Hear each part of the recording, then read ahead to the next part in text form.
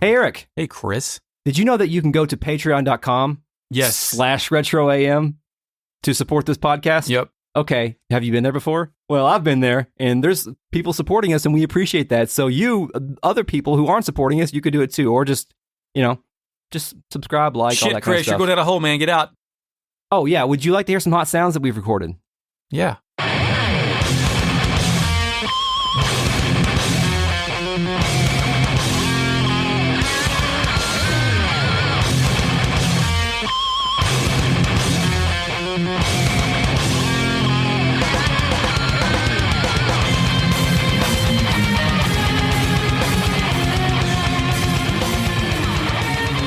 Welcome to Retrograde Amnesia, a comprehensive podcast series about Xenogears. Our lives are divided into two parts. The first part is where we have agency to move about our world, to dream, to live. In the second part, we sit in chairs, we think, we discuss, we reflect, we die.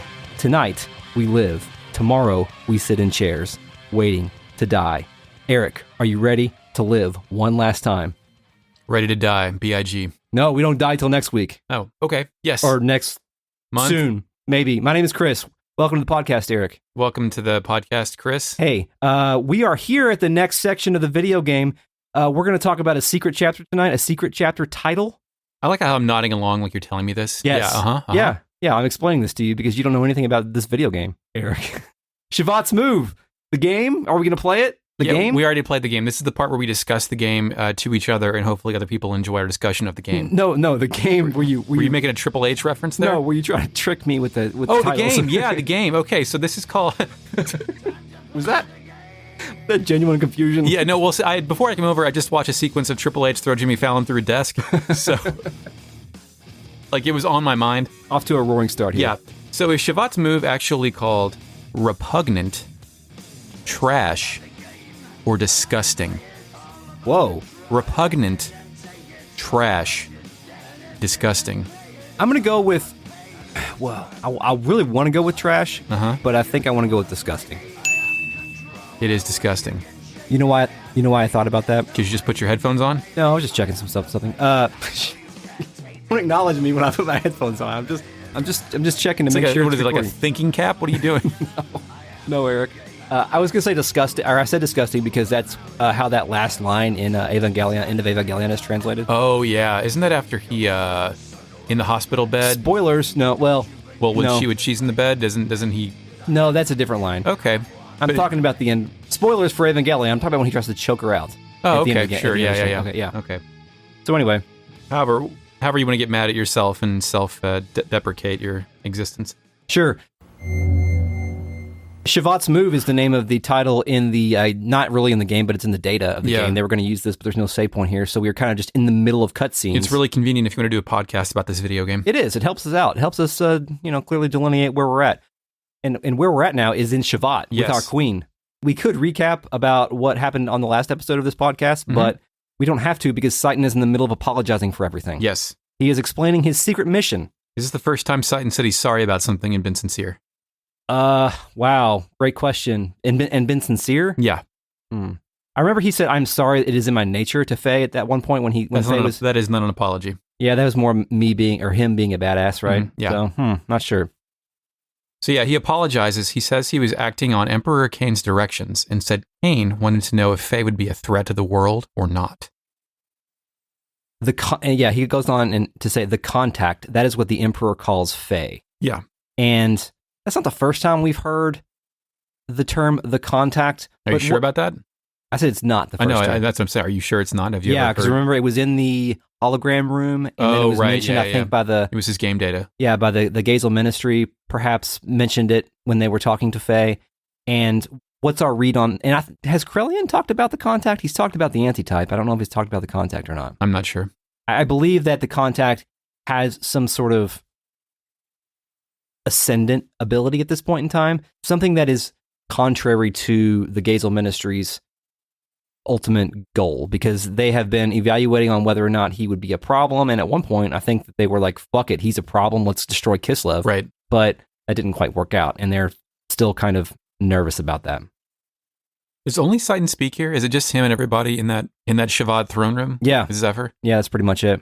It's an interesting way to have a scene. Is like, I guess it's the game's way of telling everyone that Citan has informed everyone that he's a double agent and he's recanted on it, or a triple agent or something like that. As in, like, it's good of Xenogears to know that it's brought the rest of the characters up to speed. Yeah, I guess it almost feels like the beginning of an episode of something where it's kind of reiterating the important plot points that have just been revealed, even though that literally just happened in the game with no. The game is throwing a lot of stuff at us at this point too. I mean, the whole id thing just basically got revealed in the last chapter. Absolutely.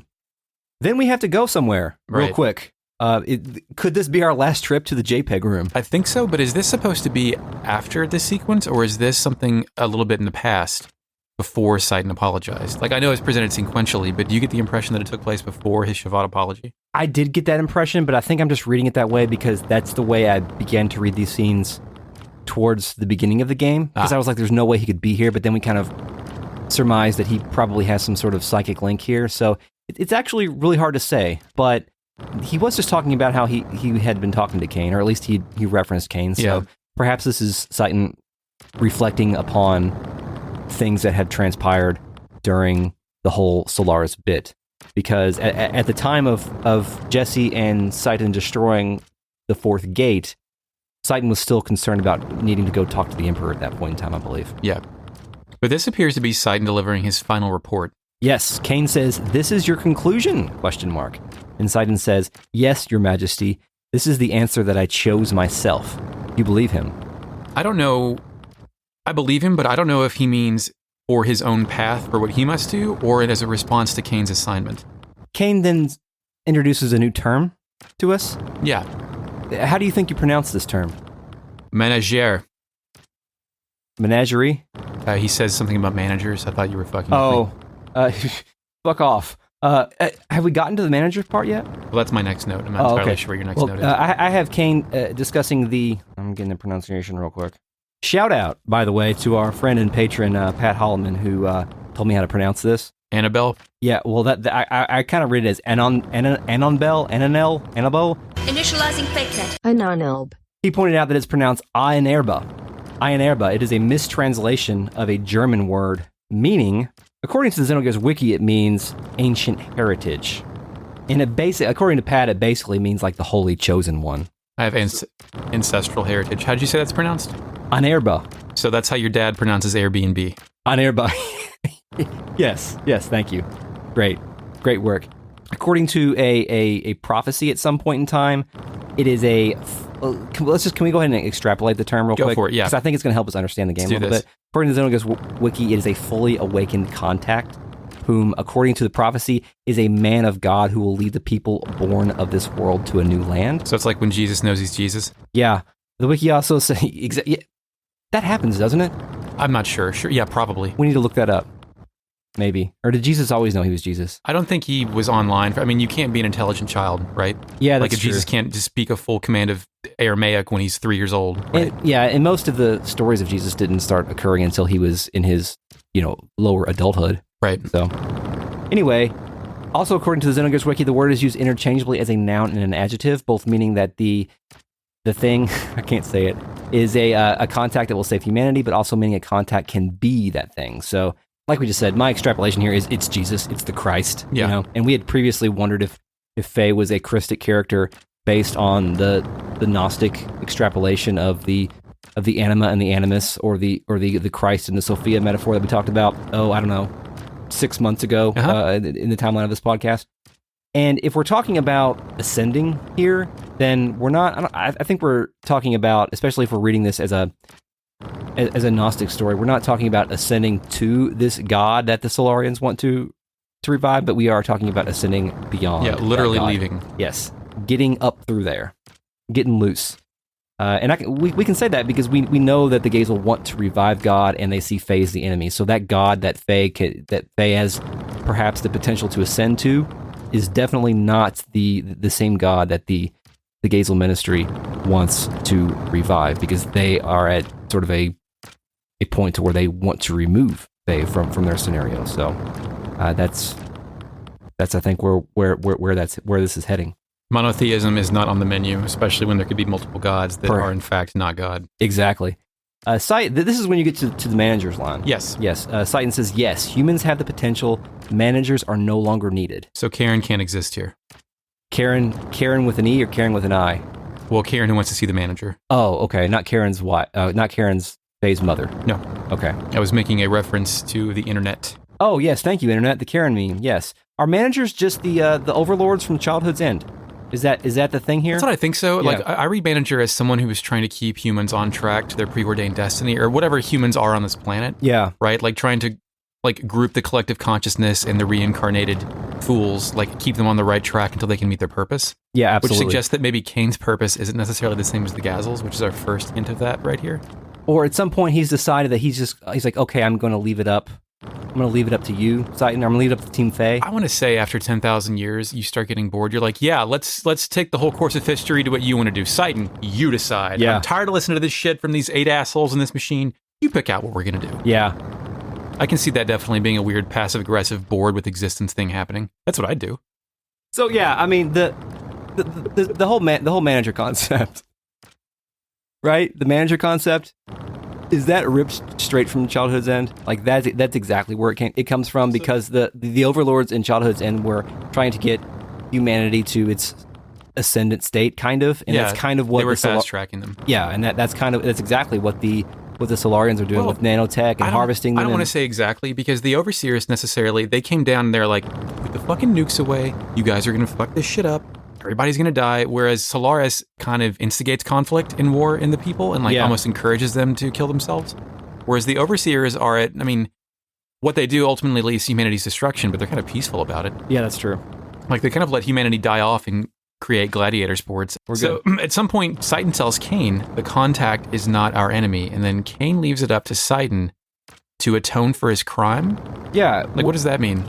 His crime has to be serving this whole plot, the Solarian plot, right? But is Citan atoning or is Cain atoning? Because to me, it reads like Cain is trying to atone for his crimes by giving Citan the power to make this decision. I agree. Like whatever wrongs Cain has done, he's going to redeem himself through this human guardian angel, Citan. I totally agree with you. I believe that the crime that in which he atones for is maybe not explicitly known to us, but he wants to essentially put the fate of humanity in humanity's hands versus continue to be the manager. Right. And that's a new it's hard to tell if this is a new turn for Emperor Cain or if this was what he wanted all along. Yeah, we really haven't. We have the only real isolated scene we have of him is the speech he gave in Solaris. And that even sounded like he was being undermined by Krellian, and then he had direct contact with the Gazel that one time. Yeah. And that's it. That's all we've got for him besides the JPEG room. And the Gazel have often been annoyed with Cain. They're annoyed with everybody. That's true. They are. I mean, I guess they have a reason to be curmudgeon because they've been around for so long. Yeah, they're all like Waldorf and Statler the entire time, but there's 8 of them. Gosh, that's a pretty close analog there. Well, not only are they annoyed by Cain, but at some point they're talking about how Cain will soon expire. I guess his body is almost gone. Well, yeah, Cain. Isn't there something about like clones being replaced him that's going to do for a while that Krellian said? Yeah. There's some talk about that. Like they're like we can handle the situation without him, but I think their main purpose, like Cain has some sort of authority on his own, but I think that the Gazel Ministry's main reason for keeping him around is because they need him to communicate to the people and sort of be the administrator of Solaris. Yeah, in order a recognizable figurehead too. Yes, exactly. Because Krellian's plans are like, I feel like he would be annoyed having to explain his plans to the populace of Solaris. Like, he's just so deep in his nanotech fucking experimental bullshit that he doesn't have time to get technical with being a figurehead. Essentially, Cain is 1 or 2 clicks away from just like being given a bunch of benzos and spray tanned and put out into the in front of the people. Shuffle them out there. Yeah, get them out there. Say these words. Can you read this? Okay. So then we exit the JPEG room. Yes, we do.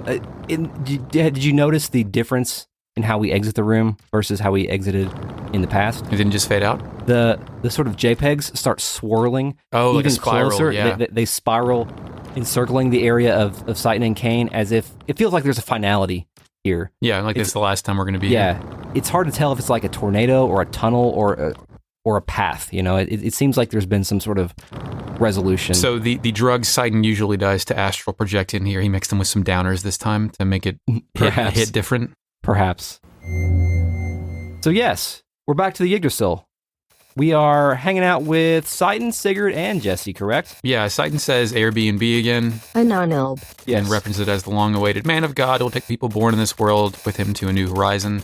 Such is the destiny of the contact. And then Citan, indirectly, like this is where Citan starts giving out like the cold, hard facts. Yeah. He confirms Fei is the demon of Elru. He said he killed Rico's friends in Kislev, and then lists all of his other high crimes and misdemeanors. Yep. And Calls Car serious injury. Yeah, he's kind of given like a heat check here with people where he's kind of like, are y'all cool with this? Yeah, I mean, this is what like happened. he did all this shit. Yeah, Rico, your boys who you haven't talked about, so I guess you don't care anyway. Yeah. They're gone. Hammer's gone. Do you feel okay, Rico? Maybe you should go too, Rico. Do you want to leave? You can leave whenever you want. Doesn't quite get there though. No. Jesse gets a little bit confused, especially after Citan tells them that Fei has dissociative identity disorder. Yeah, Jesse and Sigurd kind of don't believe in mental health issues. Yeah, that's a real condition. I don't think it's referred to that anymore. I think it's called... What they called it dissociative identity? Or They called it dissociative identity disorder in the game. I feel like I've heard that before. It's definitely a real thing. I think it's more commonly referred to multiple personalities. Sure. I think neither Kristen or I are health experts. No, we just go on Wikipedia sometimes. Initializing fakenet. Dissociative identity disorder, DID. Previously known as multiple personality disorder, is a mental disorder characterized by the maintenance of at least two distinct and relatively enduring personality states. Citan believes that the appearance of Grahf affected Fei somehow. He says, you probably know that Fei worked with Grahf as the assassin Id before he was brought to live in Lahan. Yeah, assassin. Cool job. Cool. It was then that Elru, the homeland of Dominia, was utterly obliterated. Of course, we saw this in flashbacks when Id faced off with Ramsus. I have a question about those flashbacks now. Okay. Now that they're properly contextualized. Yeah. Id and Grahf were destroying places, Elru specifically. Ramsus was also there. Was Ramsus sent there to test Id? Like, did they know who Id was at that time, or was Ramsus just that? Like, why was Ramsus? Was it to test Id or to test Ramsus? Because to me, this reads like Grahf. Obviously, everything he's done is to draw Id out of Fei, right? And taking Id as your personal assassin is like a performance of power, like a display of look at this shit I've got, don't fuck with me, type thing. And I see Ramsus as being dispatched there by the Gazel as a way to just try to fulfill whatever purpose Ramsus may have, and if he loses and freaks out, so what, he's trash? Yeah, that's true. That's because, like, even now and even then, like, I don't know if this incident caused that, but seeing Id makes Ramsus see red every time, and maybe that'll make him realize whatever potential he's supposed to have inside of him to do whatever it is he needs to do. And that's kind of circular logic about a chicken and egg, about which offense came first to mess with whoever first, but Elru was where Solaris sort of dumped the demi-humans. Yeah, it was their Australia, right? Yeah, it was their essentially their failed experiments. So I don't think they would have necessarily a vested interest in protecting it, which is why I wonder why Ramsus would have been there. But your theory makes more sense than anything else I could come up with. I'm not entirely sure if the game thought that hard either. No. Citan then says that Grahf has been intentionally provoking Fei to bring out Id all this time. I think we figured that out by now. But he says he did it to destroy God. Yes, Jesse says for what purpose, and Citan says to destroy God. Citan then has to explain his most important point, but he can only do that with a flashback, which takes us back to the moment in which Id was forced out of Fei in the... What was that room called? The cell room, the TV room, the CRT room? Yeah, the danger room. Yeah, like Citan, to flash you back, Citan kind of harassed melted Fei's mind until Id came out. Basically told Fei was a failure over and over again and couldn't protect shit. And then we go straight back to that moment, and pretty much exactly where, when that scene faded out, Citan addressed Fei as Id when it went to black. Mm-hmm. Now we're kind of phasing back in. Except the one who was torn apart is playing this time. Indeed. The one who is torn apart is not Id's music, specifically Id's music, but it is almost always played when Id is around. It's kind of like Invasion, where it's got a multi-purpose thing, but its main purpose is Kislev music. Yeah, exactly. So Citan asks Id how Fei is doing, and Id then first mentions that there is more than one. Yeah, I picture him like taking a long drag off a cigarette and going, which Fei? like Citan didn't expect that information, but Id's got tons of information.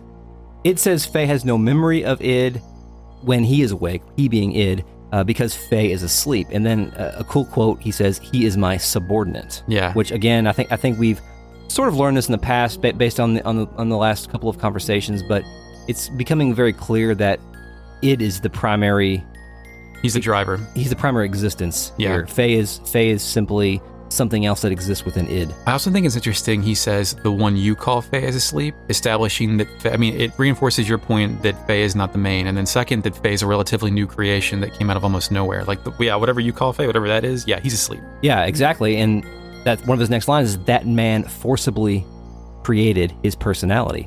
Yeah. All this, again, seems to imply that Fei is not the original.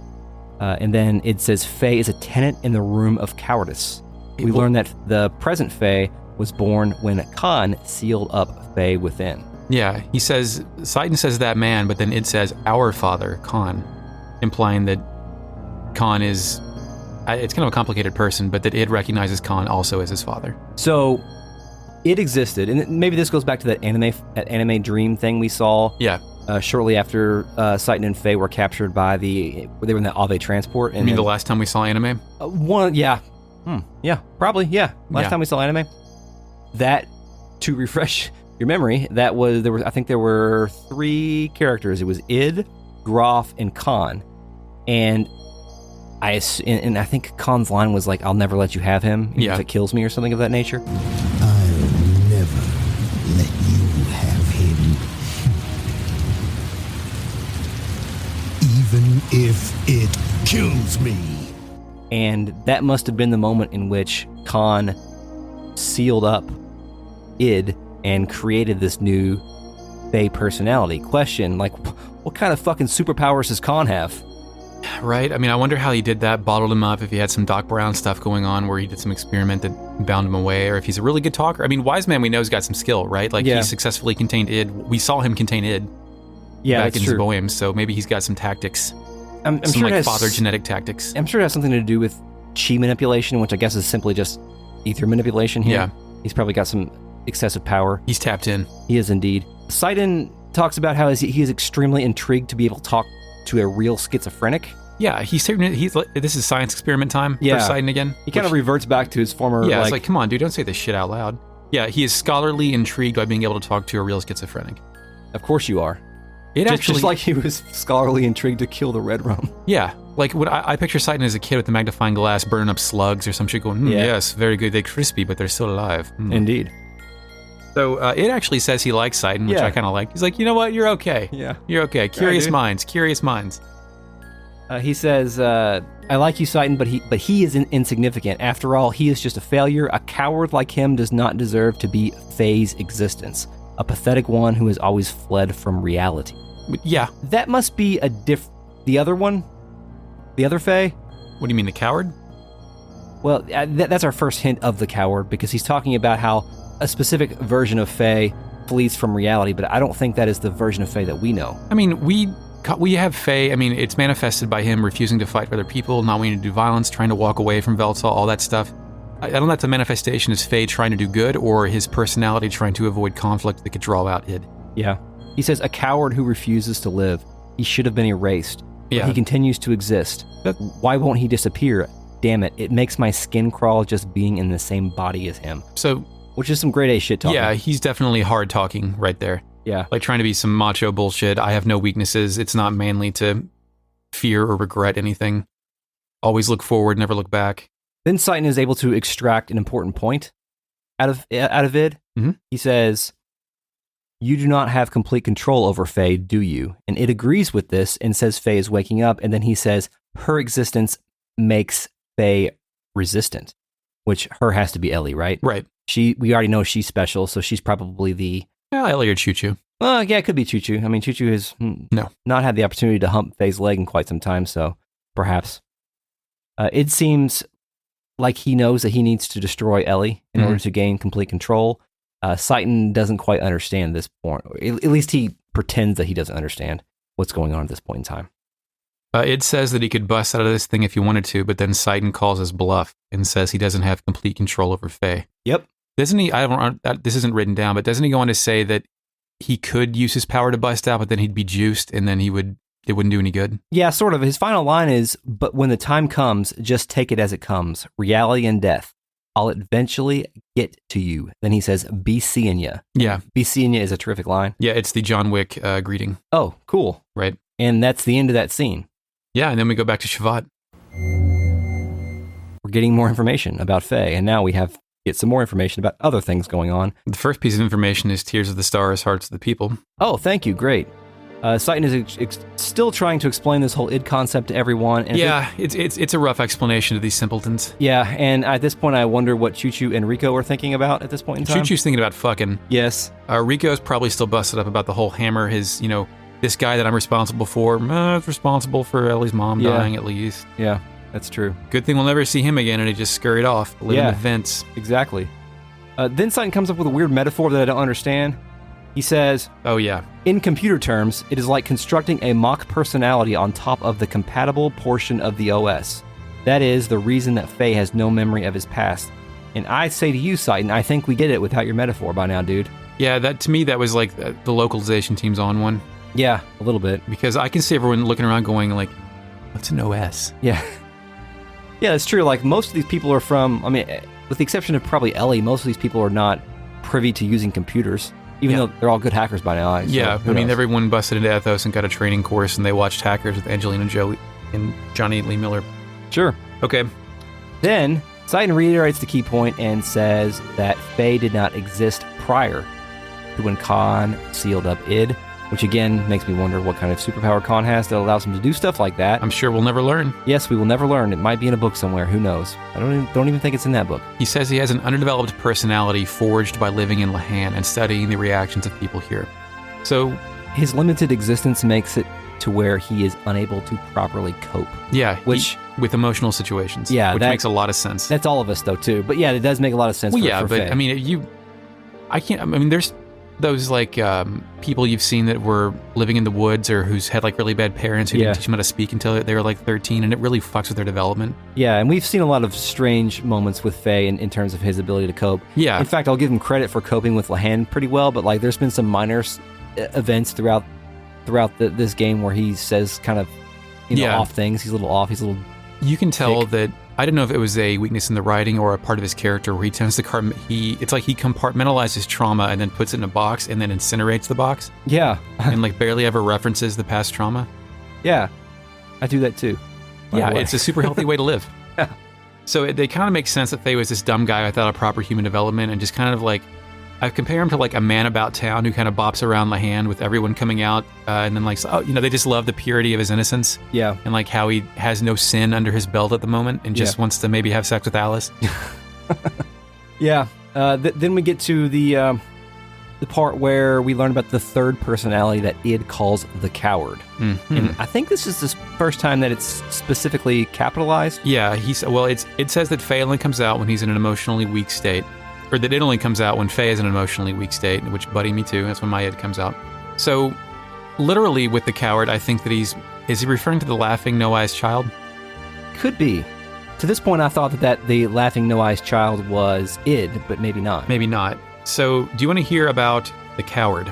The coward. The coward. Tell me about the coward. So, when I saw the coward referred to like that, I was thinking it was a Jungian archetype. Yeah, so did I. So I Googled it, and not really, but this guy named James Matheson in the Structure of Your Inner Child, Masculine Archetypes Part 3 at medium.com, has one archetype he calls the hero, which is the young warrior variant. The young warrior variant of the hero is brave, energetic, and goal-oriented. Part of that bravery, however, comes from the denial of mortality and his ability to fail. That separates him into two personalities. The first one is the active shadow, the grandstander bully. The bully aims to impress others through intimidation and dominance. He claims the center stage and rages against anyone who starts to sniff out the weakness underneath his bravado. Who does that sound like? That sounds like id. Okay. The passive shadow is the coward.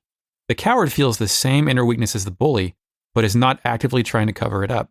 His defense mechanism is instead to avoid all confrontation and never stand up for himself. Over time, however, the angry inner pressure caused by being a doormat can erupt, and the boy suddenly flips into the bully. Likewise, the bully will flip into the coward, as we all know, when he is outmatched. To me, that perfectly describes the Fei and id interaction, where it's just like a rotating door depending on whose weakness is being exposed. Id seems to fear the coward, though, right? He seems to want to keep the coward locked up because that is sort of the fundamental personality of Fei, according to Citan. Because once the bully runs into something he can't handle, he becomes the coward and reverts back to the coward. So when the bully reverts back to the coward, then Fei comes back out as the coward. Becomes just Fei. Right. Basically, he resolves this particular issue. Yeah. So for Fei to be the coward, or if the coward is a third person, or if the coward is like aligned with Fei but not with Id, then that's how that works, I think. And according to Id, well, Id's fear of Ellie tells us that Ellie is sort of, maybe in this particular system, required to draw out the coward, correct? A little bit. Anything that can make Id weak, can outmatch Id, will draw out the coward. So if anything challenges Fei's existence, he can't be himself. Cool. So that leads everybody in Shevat to say it would be best for him to live in a place that is peaceful. Yeah. Which kind of, it can mean two things. It means, one, they want to find him a nice little woodland retirement community that he won't destroy with his gear, or they're going to institutionalize this motherfucker. Yeah. We destroy the only facility that can contain him. Crap. Yeah. So they've got another thing that they're going to use on him, which we'll get to soon. Okay, great. So, that's the end of the scene. Yeah. So next I have our setting as Strange Room. Shevat ? I called it the Shevat computer room. Oh, nice. So Ship of Regret and Sleep is playing, bringing that one back out. Great. Yeah, I wrote that down too, and I'm glad I was right. Or at least agree with you. So it's a big gathering of people in a darkened room, right? Yeah, there's a bunch of NPCs in here. And our people. Everyone is talking, but I can't tell. Or everyone's there, but I can't tell who's talking. And I put Melchior, but I looked it up. In the script, it just says official. Yeah. It is a non-portrait, non-named character. Yeah. He sort of talks back to the queen too at some point. Yeah. Maybe an advisor or something like that. The first line that is uttered is, "That is Lacan. No, the Dark One, Grahf's second advent." So that line gives us some more things to unpack. Is Grahf's second advent Id, I guess? Is that what they're talking about? I feel like they're continuing the conversation. Well, Grahf's second advent, apparently Grahf raised hell back 500 years ago, right? Right. And the next iteration of that is Id, because I think... But there's still a Grahf around. That's true, but the purpose of this conversation is to decide what to do with Fei. That's why I think they're talking about Id. Okay. But I could be wrong. Zephyr says we must wait for wise men to return before we make any resolutions. Yeah, the official makes a case for us to incapacitate Fei, but then you're right. Zephyr's like, stop. Yeah, it's funny how the guy with no portrait and no name is the guy that's pushing back on the queen, and he's like, we need to get rid of Fei. We need to get rid of this. Bart and me both get very confused this time about the Grahf's second advent, and they continue to have a discussion about how it is basically the next Grahf. Yeah, they talk about the day of the collapse. Yeah, Lacan was the first advent. That means Grahf is Lacan, right? I mean, that's what we get, right? Yeah, I guess. That we can finally make that leap. Physically, especially. Specifically, Grahf is the id of Lacan, I think is what okay, we can do. Yeah.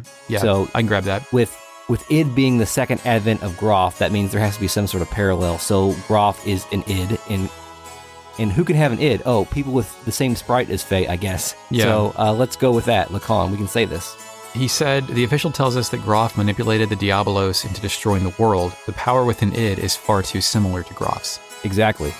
And what is their solution for all of this? Carbonite? Oh, they've encased him in carbonite. He should be quite well protected. If he survived the freezing process, that is. Yeah.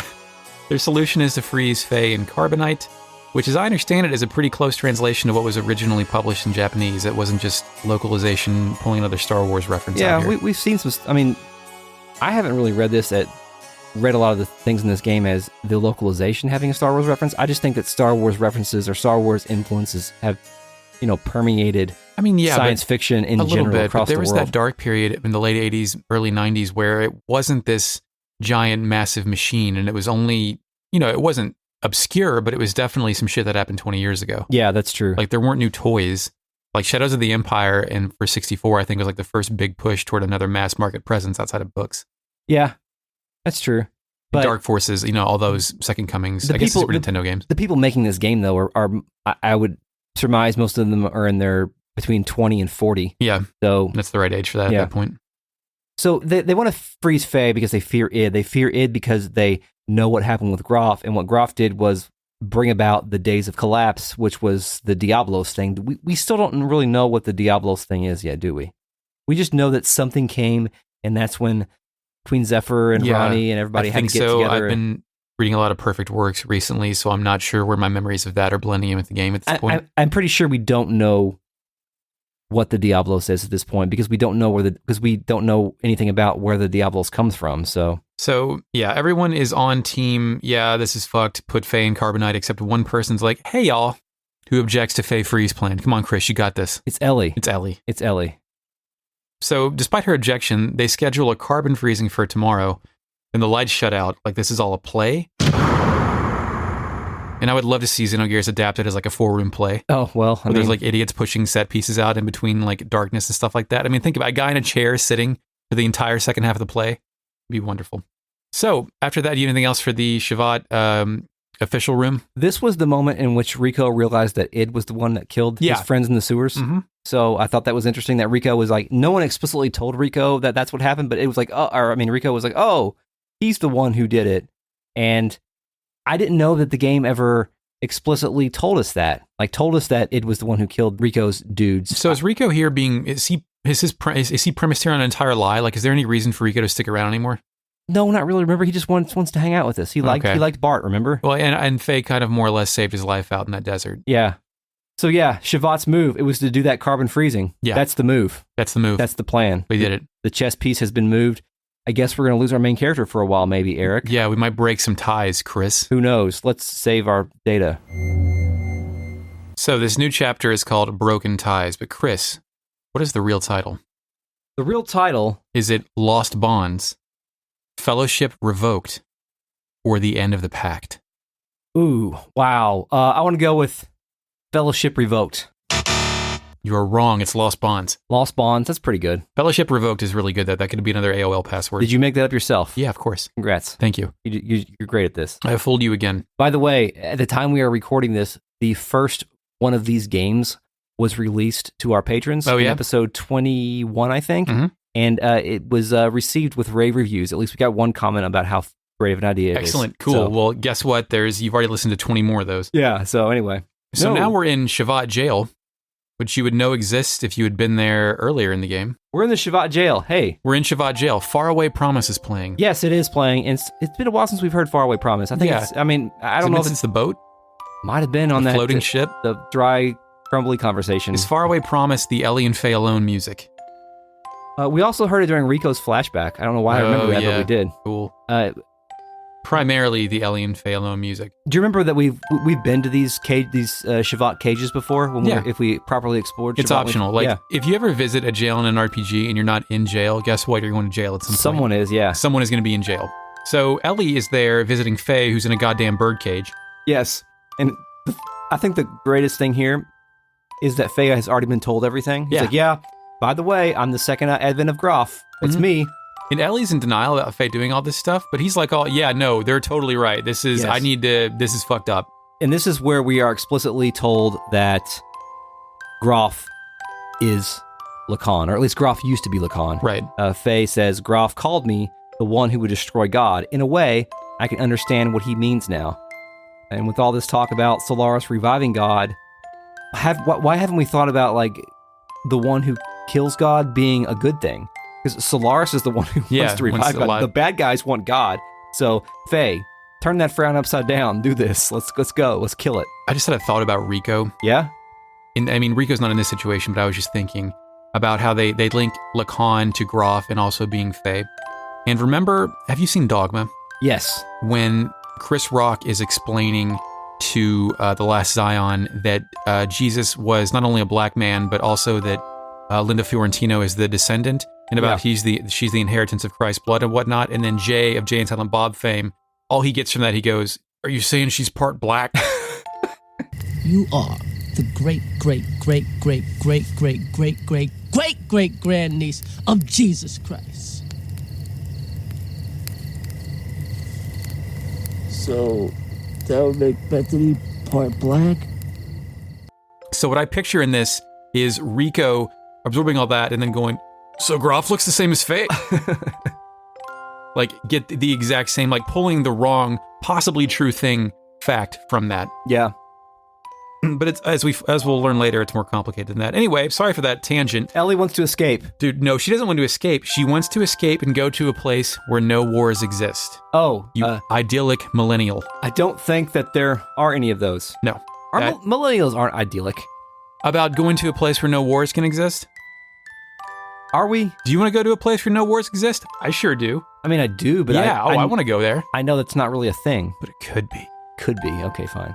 Fei doesn't want to because he still fears id. Yeah, he turns her down and asks about the time he tried to kill her a half hour ago. Yeah. This is the first time that I was like, Fei, you should take advice. You certainly like to give advice, remember? Yeah. Thanks for everything, leave the military. Mm-hmm. He said that multiple times. Yeah, and what'd you do?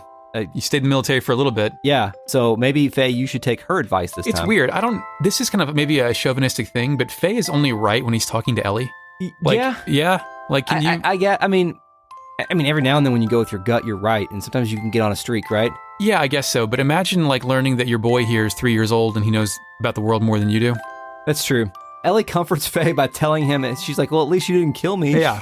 But he said he could have killed her if he wanted to, but then cites this as Fei having some kind of control over Id. Yeah. It's like, see, no, there's some. His will is still intact a bit.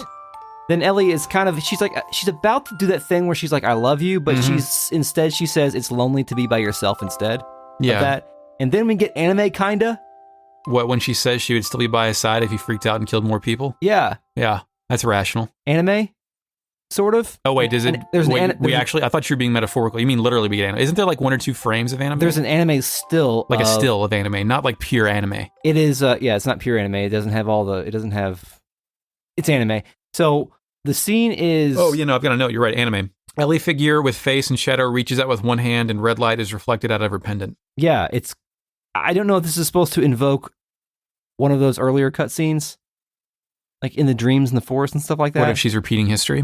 Yeah, like is this like a Sophia thing? Yeah, maybe a memory being relived. Yeah, because obviously something very likely happened with Sophia back during the times of Krillin and Lacan. Yeah, and I wonder if they're starting to relive this. Yes. So is this sort of unbroken circle about to keep going? Yeah, I have a question for you, Chris. Yes. When Ellie says she'll stand by Fei's side even if he kills more people, is this ostensibly because she knows what it's like to be alone, but is it really because relationships are toxic and inescapable? Well. Or is it fate? I think relationships are toxic and inescapable because of fate. Okay, like, yeah. Those two things are related. Like, sometimes... Good blended answer. Yeah, I mean, sometimes people... Yeah, both sides, right? But so sometimes people are maybe... I mean, destiny is not a real thing, at least in my opinion, but sometimes people are together and they cannot, like, separate themselves, even though it is a cruel, dark... destiny of God, such as the relationship of Fei and Ellie at this point. So we know that this relationship between the Fei character and the Ellie character has been multi-generational. Let's say it that way. At least once. And this, well, no, twice. Twice, Kim. Well, yeah. But we don't know Kim era Ellie's name, do we? We don't. All we have seen with her is her getting killed by soldiers. Beating on the door, yeah. Yeah. So, but we can assume that at this point in time that there is this generational destiny between these two characters that for whatever reason is unable to be broken. I don't know what we still have no idea what breaks it, but I assume it has something to do with being the contact. Yeah. In ascending past whatever this Solarian end state of God is. So hey, speaking of being broken, somebody gets broken out of jail right here. Yeah, there. It's like, all right, well, hey, let's get out of here. I've got the key. She opens the door and just says, "Let's go, Fei." Yeah, which I like that. That's kind of like her kind of doing like a mama bird type thing. Let's go. Come on, get out of here. Fucking just get your shit together. Let's go. And I see why this worked so well on me as a child, because it's a girl doing a romantic thing for a person who's in need, which was like my dream when I was 16. Yeah, of course. I hadn't felt that before. Yeah, I'm gonna feel it in this video game. Yeah, I can't wait till somebody tells me I'm an idiot and breaks me out of jail. My inexperience made it seem romantic. But yeah, Chris's read, I'm an idiot and breaking me out of jail is way different from mine at the time. But you know what? No. I know. I'm sure I had a similar reading as you did at that time. I just... it's a romantic thing versus you're an idiot, let's get the fuck out of here. Which is actually how reality works. Yeah. So shout out to the Generation Z, by the way. Yeah, you guys, you've got this. We fucked it up. So then we go to the gear hangar. Yes, we're in the dock in front of the Weltall, and there's a very cool upward pan to its face in the dark. It's a cool nighttime pull-out shot of Weltall. Yeah, pull out. Great nighttime shot. Yeah. Citan tries to stop them. He says... Like, they're all like, they are preparing to leave, and Citan's like, what you doing? Yeah, I knew. What are you doing? I was waiting for you guys. Yeah. I was up there. You didn't see me. I'm eating peanuts. All my little sunflower seed shells all over the floor. You didn't see that shit? Yeah. And Ellie is prepared to fight. And the Citan says, that is no way for a lady to speak. I just came here to see you off. And yeah, he hits her with that toxic masculinity, dude. He does, and not only does he do that, but he he robs us of the moment in which we could have had a Citan boss battle to work out some stuff. Oh, that'd have been so cool. Yeah. Yeah. Yeah. He puts his sword away again. But I guess really he is Team Fei at this point in time. Yeah, he's here actually to see us off and informs us that he's even fueled up Weltall. I wish he would have had just one more moment where he had a moment of conflict that he had to resolve through battle. Right? That would have been cool. You beat his conflict out of him. Yeah. Yeah. Great idea. Or if you've like answered some questions wrong, you have to fight him here. Yeah. Fight in Citan. Maybe this could have been a Magus battle. Yeah, sure. I mean, maybe. Remove Citan from the game. We don't need him anymore. I mean, kind of, yeah. I mean, from a narrative perspective, I don't think I'm sure there's could do something. his narration later. Yeah. I mean, Yeah. sure, right? People of Ave. My good people of Ave. So, Citan then tells Ellie that she should use Shevat's Omni gear since she is the only appropriate person for the gear. Ellie does not seem to be comfortable with this idea. She expresses fear. Yes. Is Citan being a buddy here, or is he just executing some other scenario? Like, what's he up to? I think Citan has some word that something may happen to Shevat soon, and he wants to get the material out as soon as possible. He can, Citan can see pretty far ahead and doesn't want that thing to perhaps go down with the ship. Yes. So then we get the moment where everybody shows up to support Fei, except for it's only Bart, Billy, and Margie. Yeah, our support arrives with the rest of our friends, then everyone apologizes. Yes. I guess they all apologize for not speaking up in the Shevat conversation. They're like, no, put them on ice. Yeah. I mean, stand and be counted. Ellie was the only one who didn't want to do that. So everyone else, I guess, felt complicit, felt guilty.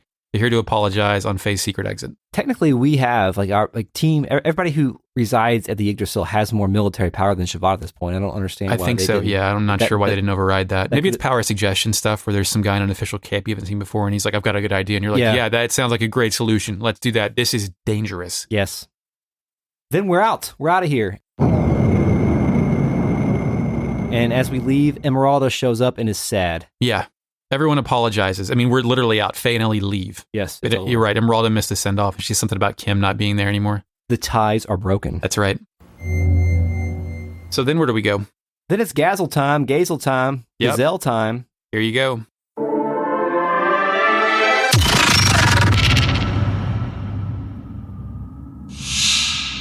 Cain, making a ridiculous setup with Hyuga. He certainly has his deficiencies compared to our digital existence, which permits us to use a higher level of logical thinking. He is restricted by his human form. Regardless, with just one machine, he annihilated Etranang. His powers must not be underestimated. We're already short of time. The key. Use the key. Even you are beginning to feel the pressure? Krellin, what is Cain's situation? The usual life extension treatment. He'll hold out for a little longer. Does that mean we may not make it in time? I wouldn't know. You spoke of using the key. Can you be sure he can be eliminated? That we do not know. You know who he is. If he is the contact, there is a possibility he may not transmigrate. It's an organism composed of multiple generations. It's a matter of probability. That does not mean we can just remain idle. Yes. At this rate we are bound to make the same mistake. But we can't fail a second time. Well, don't worry. I've sent Ramsus to deal with him. What can a failure like him do? He couldn't even defend Etranang. What can you expect from trash like him? Even if he has the anima relic? The relic? The relic we recovered has been aligned with his gear. There shouldn't be any problems now. He should be able to use his full power. You're going to take the task yourself. Although he transmigrated, wasn't he once one of you? I've thrown away all feelings of human emotion. All I need is her. But isn't that also an emotion? Of course. Is that a blunder?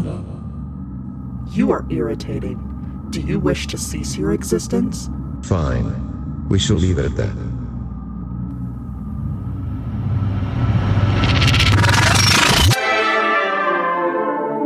That was great, Eric. Thank you.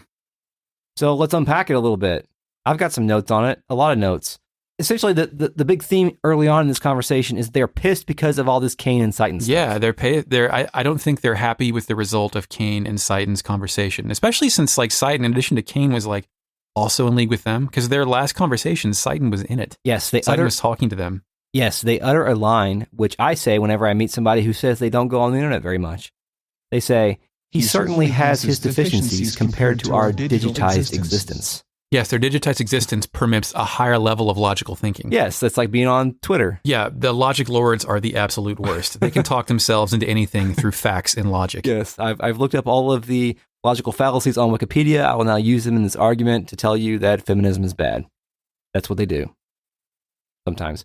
They are overall very anxious to use this key, and I think that is the geisha key that we heard about a long time ago. I don't think they say geisha, but they do reference a key, and what other key could they be talking about? Yes, the key seems to be some sort of input into their scenario, maybe the revival of God, maybe the something, who knows? I'm genuinely curious as to what it does. Yeah. I have no idea what it does. I think that I know that it goes in the slot beneath them, but I have no idea what the practical purpose of that thing is. I think that everything that they are trying to accomplish here is just something to initiate their scenario. Yeah, they talk about the key when one of them says they're short on time, and they say the key, use the key. They also talk about how they fear Id a little bit, his power. Yeah, they think Fei's still dangerous. The true evaluation of Fei was probably more so about Id's power, not Fei's. That was what they were up to all along. Then, Aurelian shows up. That's right. He's got a lot of lines this time. He says that Cain will hold out a little longer, which I think we talked about this before, but this is another reference to Cain maybe being very, very old, or his nanomachines are not keeping him up any longer. It's a health status update with the life extension treatments.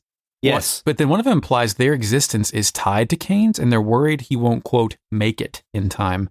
What are they talking about? Is Cain supposed to go on their higher power mission? I mean, I thought it was all an integral thing where they were like, Cain was like their supreme leader, and he was kind of like their second, they were all Cain's second in command. That's how I thought of it before this. Do we know how long Cain's been around? Or are we just assuming he's been around forever because his name is Cain and Cain's from the Bible? Yeah, but Cain's number 2 in the Bible, right? He is. That's true. But he was the first. Was he older than Abel? I'm not sure. I'm not sure either. They weren't twins, were they? No, I don't think so. Cain in the Bible, for those who may not have read it or know about it. Genesis. Had not read the book of Genesis, was the one of the sons of Adam and Eve. The bad one. So we are assuming that Cain was one of the first humans, or at least has been around for a long time. So maybe these original or early humans are important to creating the sequence that will revive God. Who knows? Or maybe they're just like, hey, aren't you going to space with us? Yeah. So the Gazel kind of are muttering about and kind of freaking out, but Aurelian says not to worry and that he sent Ramsus to take care of it. Yeah. How do they react to that? They trash Ramsus. Well, yeah, they don't trust the trash, right? No. Aurelian says that Ramsus now has an anima relic. They have an anima relic, and it has been aligned with Ramsus's gear. There's also a little bit of talk about the Gazel Ministry being worried about Fei and his status as the contact. One of the quotes that I really like is, if he is the contact, there's a possibility he may not transmigrate. I don't know what that means. I see transmigrate. Well, I guess when you said transmigrate, I thought convert their digitized existence into the analog existence by stealing our friend's body, but I don't know. They're not going to do that with Fei, right? Or maybe transmigrate means the presence that moves on inside of Fei moves to someone else. That's true. Yeah. Or is that transubstantiate? I'm not sure. Shit. Boys, transmigration is when the soul passes into a different body after death.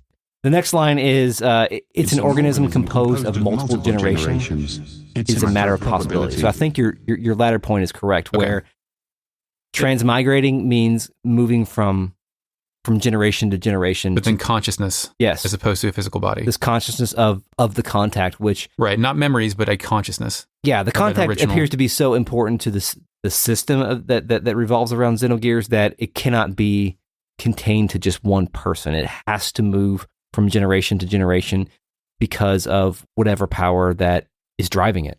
So do you have anything else for this, or do you have Aurelian's excellent sign-off?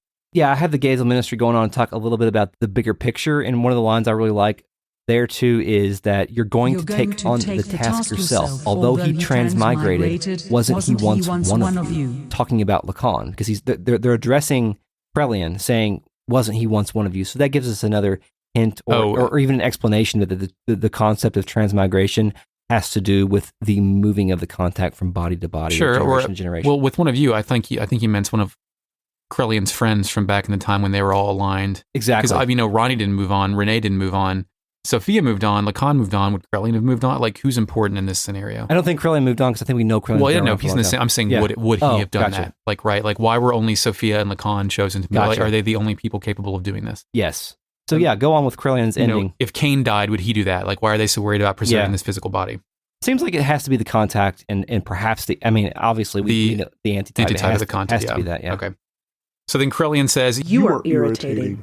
Do you wish to cease your existence?" Which is what I say to my cat whenever he's hungry. Yes.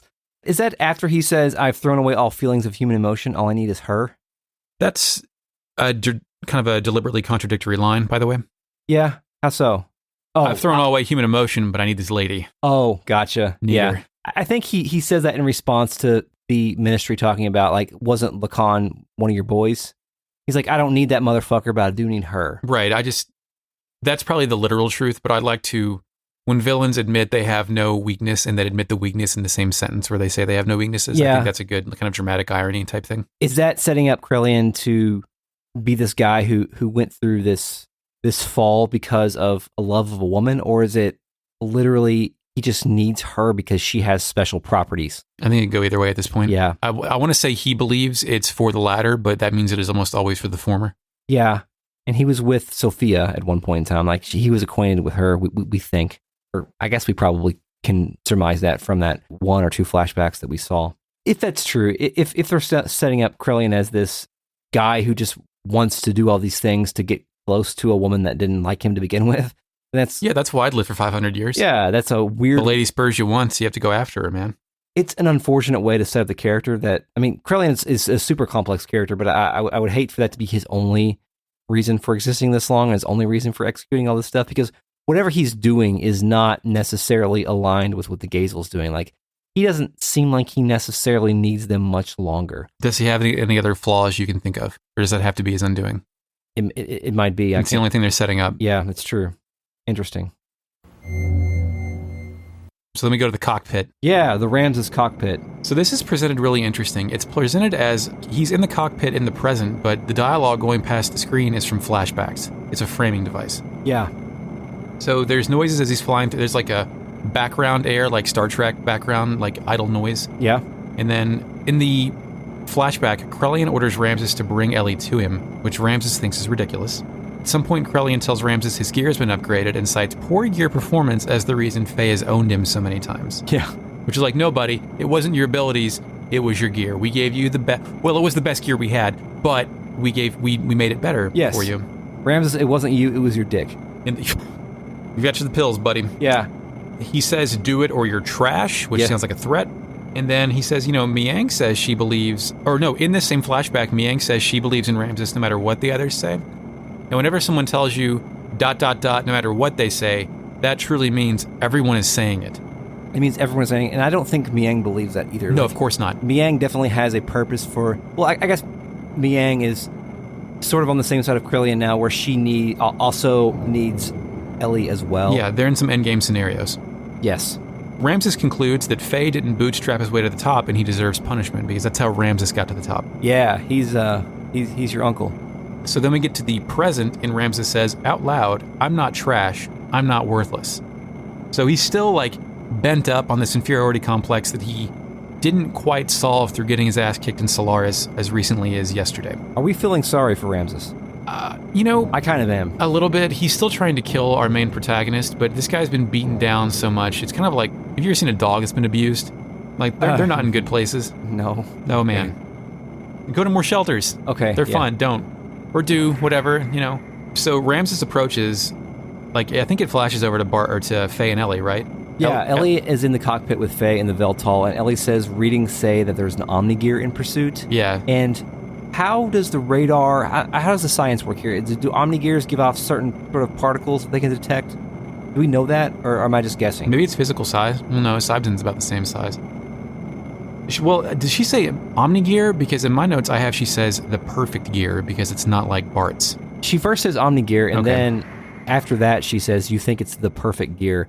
And I wonder if that has something to do with like a full synchronization. Like maybe they can. Maybe she can realize that it's maybe either she or the readings can detect on whether or not there is a a perfect sync ratio with. I have another idea. So she's seen Bart's gear, and she directly references Bart's gear as it being like Bart's gear, but not Bart's gear. And she saw opiumorph, which means there's a visual difference in those, or they don't have segmented armor, which she cited before. Yeah, that's so true. maybe she sees that one doesn't have segmented armor and has like that skin on it. So that's where she IDs it. There is also probably some sort of particle or radiation that is given off through the synchronization of this, because we know that it's picking up some rads. It's the G Gundam thing where you can synchronize with the movements of the pilot, or the thoughts of the pilot, I should say. I guess it's more of an Evangelion thing where you're synchronizing your mentals or your ether in order to control it, rather than they just literally say that, right? He says Ellie tells us Citan said gear power is controlled by the synchronization rate. Ah, gotcha. Okay. I didn't know they said it explicitly. Yeah. Camera cuts back and forth as Ramsus catches up with them, and then we get into a fight. Yes, with demon-ass Goldar is here. Yeah. So Ramsus' gear has been upgraded from Wyvern to Vendetta, right? Yes. He later calls it his Vendetta. It looks more organic than the Wyvern. Like, the Wyvern had those very... kind of sharp, harsh lines. Yeah, and also, like, the Wyvern's wings were very mechanical. They look like boosters, but this thing actually has demon wings. Yeah. It reminds me of Bard's wings a little bit, but even more gothic and Dracula-ish. Yes, it's much more organic and even demonic looking. Red eyes, cool looking gear. Yeah. When Chris says Goldar, it doesn't upset me, but it kind of undercuts just how imposing this gear is supposed to look, because Goldar just lost all the time. Yeah, that's true. Well, I mean, so does Ramsus, but yeah. Sure. So, what's the greatest thing about this when the scene breaks to the battle engine? Ramsus got steel gianted. Oh man, not even the real boss music anymore. He's been downgraded to just like minor gear. And this is not a real boss fight. This is not a fight at all. I don't think. Do we even pick like fight or anything like that? No, it breaks to this to sort of use the battle system as animation to play this cutscene out. But still, like, he got steel gianted. We're gonna have to see what happens next time we fight him. I'm sure we will. Fei attacks him before they even fight because Ramsus demands Ellie, and then Fei immediately sniffs that out as Krellian's idea, which further irritates Ramsus. Yeah. The fighting on the clouds begins. And they're up in the sky fighting on cloud. There's like standing on the cloud. Yeah, and Ramsus says, "In the presence of my Vendetta, your Weltall is only but an infant." Ramsus then asks if his girlfriend is watching. He's like, "Miang, are you watching this shit?" Watch what I'm about to go do. Hey, which look is at me. definitely like Patrick Bateman flexing in the mirror. I'm gonna beat the. Ellie tries to surrender. But then Ramsus is freaking out about not being the weak one and saying all this shit. Ellie's worried Faye's going to go full 8 if Ramsus does this shit. Yeah, that's true. And then Ramsus says something that you always say when you know you're going to win. No holding back and no holds barred. It's over for you, Fei Fong Wong. Oh, yeah. When you pull out the surname, it's on. Yeah. It's over for you, Eric. Yeah, you're either in trouble or it's on. So then the actual battle breaks out. Yeah, Ramsus does a sick combo that ends with an energy blast, and then Ellie screams, and they fall through the clouds. Well, Ramsus says, come on, come on. Faye doesn't fight back in this battle. Like, Faye refuses to engage, which is smart play on his part. Yeah. And Ramsus is super into the fact that he's winning and starts cackling. Yeah. It's clear that Ramsus is drunk with power and isn't going to listen to shit. Yeah. But yeah, then he does some combos, fires a super gun at Weltall, there's screams, and like Weltall falls out of the sky. So, but then something happens as soon as Ramsus stops laughing. He realizes that he fucked up, right? Yeah. He realizes he's taken out Ellie as well, but then he says, oh well, to hell with Krellian's orders. Which, that's your last friend, dude. Yeah. So, I mean, Krellian is definitely not Ramsus' friend. I know, but like that's the last person that isn't going to call him trash to his face, right? Oh, I guess he did, but, but not... He's the last kind of hand extended out to lift him out of the garbage dump. Yeah. Remember how when Ramsus was first introduced, Miang was sort of introduced as his accessory or his side piece or whatever. Yeah. And now Ramsus is definitely the accessory of Miang and Krellian. Yeah. It's like... that's been turned around. Yeah, it's been... I like stories where I don't know if there's a lot of RPGs where there's a series of villains and they kind of trade places in their villainy. Yeah, that's a really interesting thing about this game because, we don't see Krellian for a long time, and we definitely don't even come face to face to him for a very long time, even not until towards the end of this disc. So it's just... The first pull in my head is I wasn't sure with Final Fantasy IX whether it was Garland or Kuja who was the big bad in that one. And spoilers, it's none of them. But there's some complexity in other games, and I like to see that explored a little bit more. Yeah, I mean, most of the time when you pin an antagonist in an RPG, those guys are introduced pretty early on. Yeah. Like Kefka, Sephiroth, even Lavos and Chrono Trigger or Magus is introduced pretty early on. So, or at least their physical appearance. Sephiroth wasn't necessarily Sephiroth. Yeah. So yeah, Faye falls out of the sky, and we get to the forest crash site. Yes. Is this shot down, or we still have a little bit more before it's shot down? I don't think it becomes shot down until disc 2. Okay. So let's go with it. So yeah, Fei says Ellie is bleeding and won't stop, and that Ellie might not make it. You have the music here. I have Lost Broken Shards. I didn't write it down. Okay, well, I think Lost Broken Shards is playing here. Ellie's owned, yes. Weltall is laid out and on fire. Yeah, it's And then not there's great. like a pull-out shot of Fei with Ellie on his shoulder as he's dragging her bloodied body. Yes. The pixels can't really emote. She's positioned on his like shoulder area to look bad. Yeah. So I'm assuming not grave injuries, but she didn't do as well in the fall from Earth. Yeah. Where their 78-ton gear fell at terminal velocity and impacted the forest. As they walk off the screen, somebody is watching. Translucent Grahf. Yes, I wrote down Ghost Grahf, but I like Translucent Grahf better. There's no way to glean like what the intent of this scene is, but for some reason, maybe it had to do with the fact that the scene was sort of turning to silence as the scene faded to black. But I read Grahf here as being sad or wistful. Yeah, kind of. Like we know he's Lacan here, and we know, and is he like looking at himself and being like, oh fuck, I used to be decent, right? Yeah. Maybe, kind of. Who knows? He sees Fei actively helping someone and then kind of is reminiscing about how when he used to try to help that same person. Yes. And how that person's gone, but also they're right in front of him.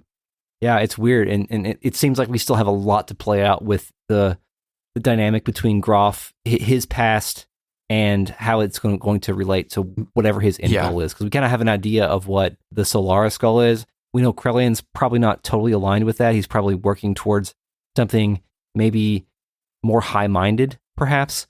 And, of course, Grahf seems to still be, at this point in time, an agent of chaos. But will some sort of conflict exist within him because of what he's seeing here?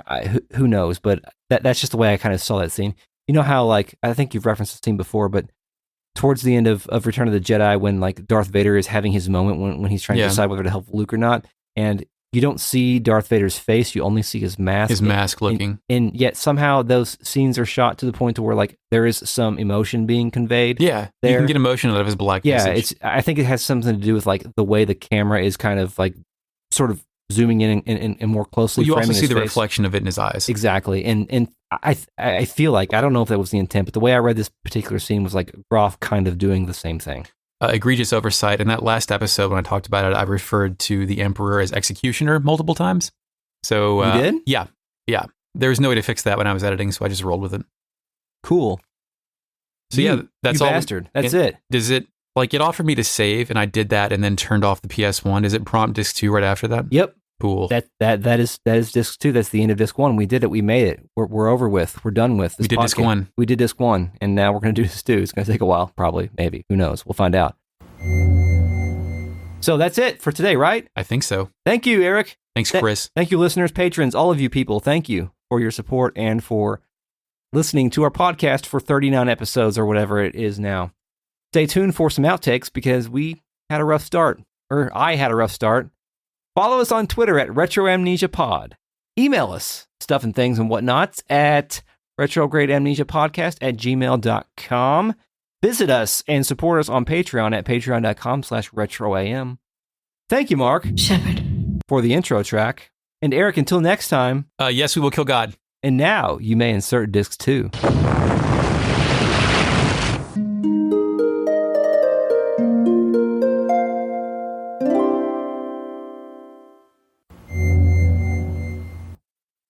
Got him.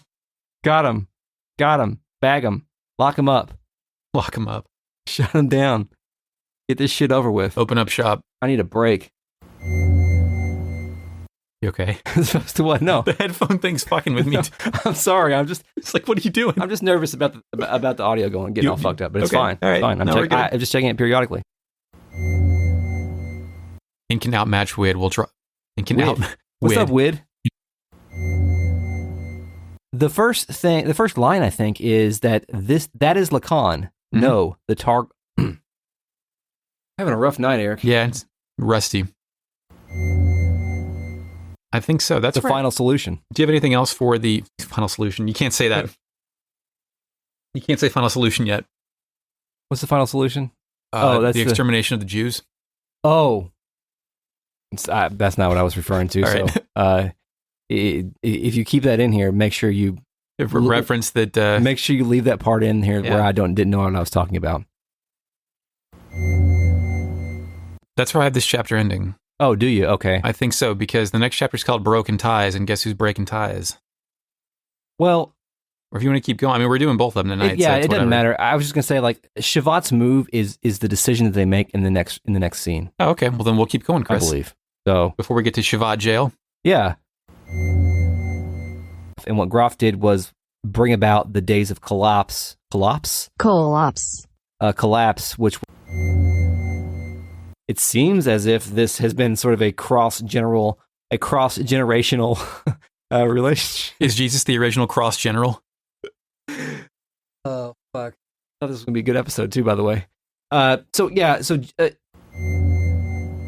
Follow us on Twitter, twitter.com/laughjawspace. That's not the right one. That's our old podcast. You can't say that. People are going to go there and see nothing. They're going to see a picture of you photoshopped as Metal Gear with your kids. Revert to old program. Yeah, I'm with you on that. I think... So, at some point... Oh! Shit, Goku! So, yeah, I mean, the whole manager concept. So now we're in the strange room in Shevat. Nope, I'm looking at the wrong note. So now we're in Shevat jail.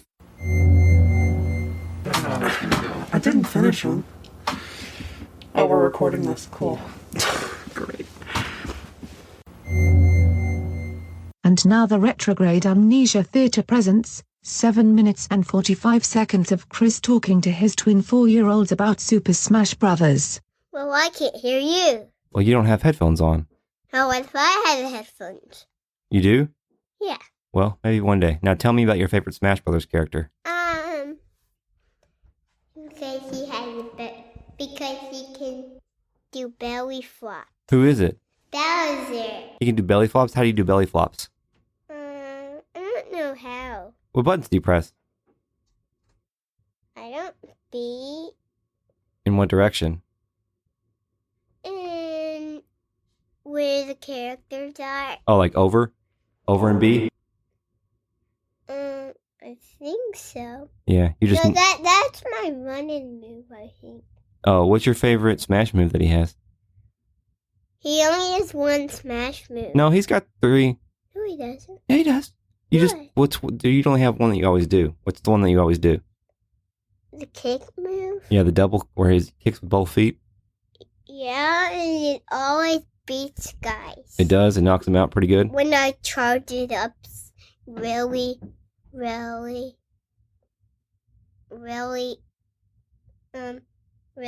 fast. You do? And when I do it like super, just let it go slow. Oh. And I'm close to the edge, and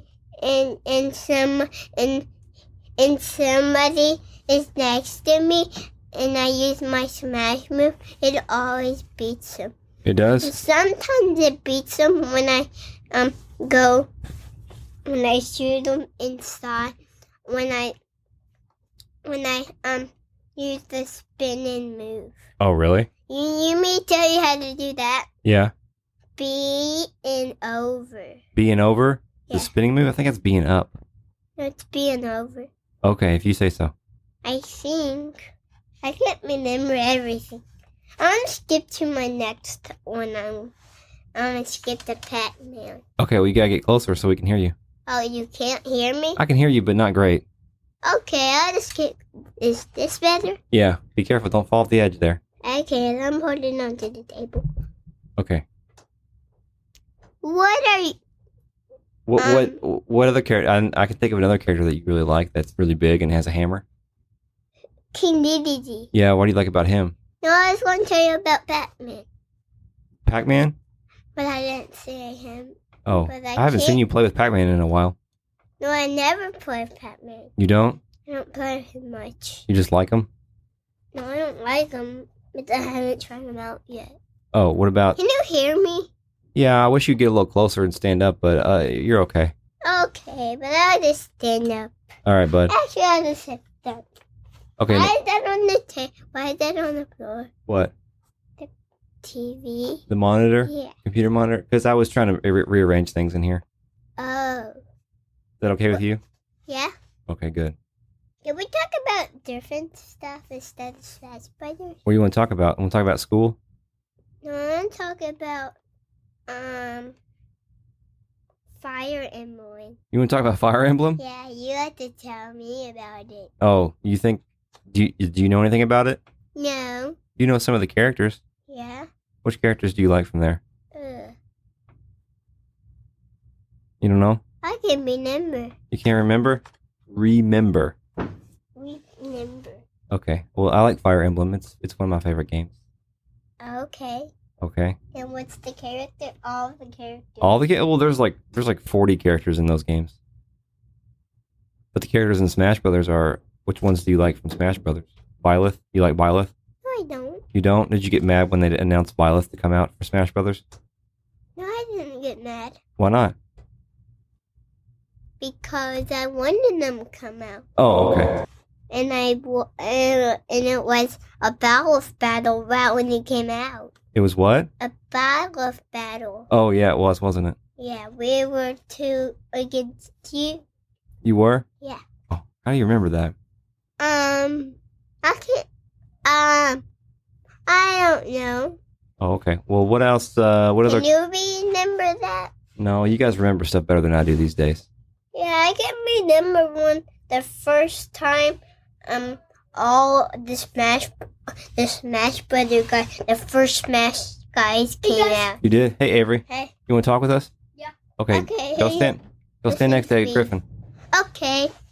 You go first. You've already been talking, so let Avery come tell me about a Smash Bros. Character. You stand up. Do you want to, Avery?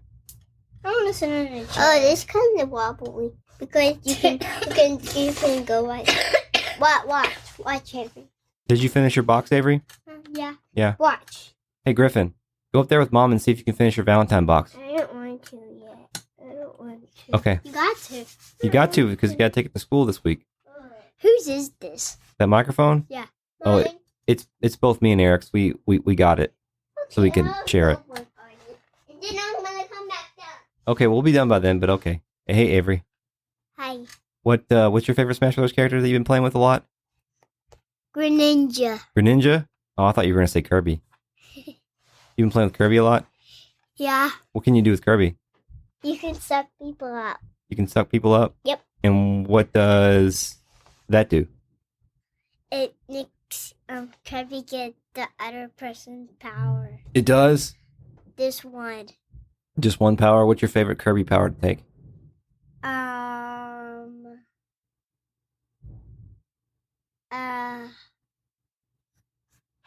You don't know yet? Yeah. What? I liked,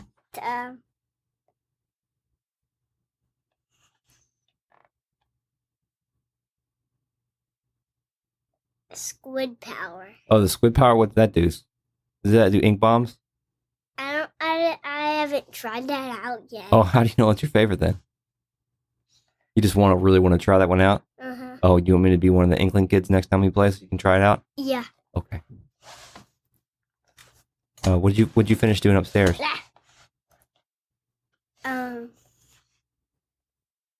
Finishing my box. Oh, your box? Yeah. What's your box do? Nothing. What are you going to put inside of it? Cards. Cards? Can you talk a little louder so I can hear you? Nope. Nope? No. Okay. Can we go upstairs and do my thing I want to do? What is it that you want to do? Fight. You want to fight me? Yeah, let's Smash Bros. Characters. Oh, we're going to play Smash Brothers characters in real life? Huh? We're going to play Smash Brothers characters in real life? Yes. You are? Yes. Okay, how about we do that when Griffin finishes his box? Okay. Okay. Why don't you go get a snack or something? Something to drink, and I'll be up there in a second, okay? Okay. Say bye. Bye. Bye. Bye, Avery. Bye, Avery. Miang, are you watching this shit?